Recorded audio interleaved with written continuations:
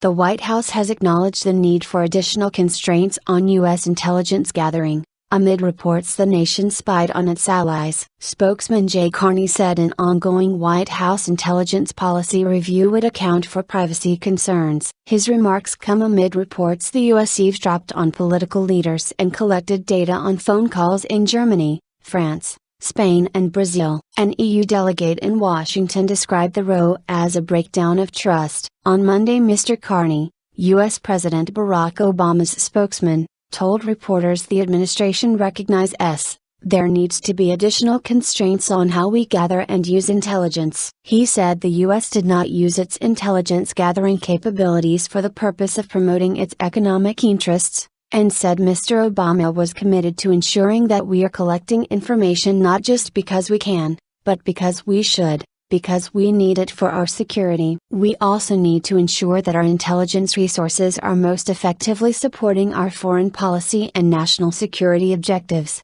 that we are more effectively weighing the risks and rewards of our activities, he said. An across-the-board review of U.S. intelligence resources, currently underway, is also expected to assist the administration in properly accounting for both the security of our citizens and our allies and the privacy concerns shared by Americans and citizens around the world, Mr. Carney added. Genuine concern. Mr. Carney and Mr. Obama have not commented on specific allegations that the U.S. eavesdropped on international allies, including tapping the phones of foreign officials. Earlier on Monday, representatives from the European Parliament's Committee on Civil Liberties, Justice and Home Affairs spoke to members of the U.S. Congress about the alleged U.S. spying on European leaders and citizens. We wanted to transmit to them first that this mass surveillance of EU citizens is a genuine concern, British Labour MEP Claude Moers, a member of the delegation, told the BBC after the meetings. But Mr. Moers said he and his fellow delegates weren't satisfied with the stock responses from U.S. officials on the issue. They're giving us answers,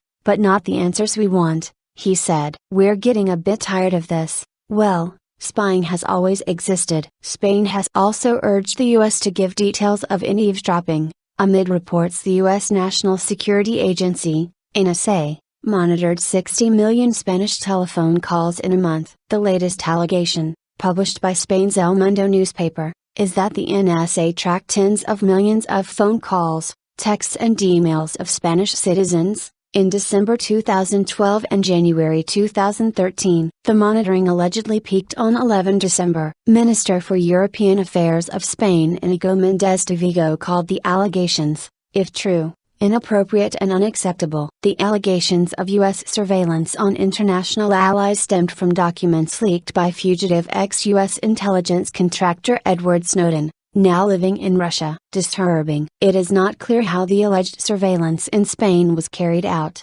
whether it was through monitoring fiber optic cables, data obtained from telecommunication companies, or other means. The NSA is reported to have collected the sender and recipient addresses of emails, along with their IP addresses, the message file size, and sometimes the top or subject line of the message. For each telephone call, the numbers of the caller and recipient are believed to have been logged, as was its duration, time, date and location. The contents of the telephone call itself, however, were not monitored, U.S. intelligence officials say. The NSA has also suggested it does not usually store the geolocational information of mobile phone calls, which could be determined by noting which mobile signal towers were used. German Chancellor Angela Merkel is also sending intelligence officials to Washington to demand answers to claims that her phones were tapped. German media reported that the U.S. had bugged Ms. Merkel's phone for more than a decade, and that the surveillance only ended a few months ago. The German government hoped that trust between the two countries could be restored,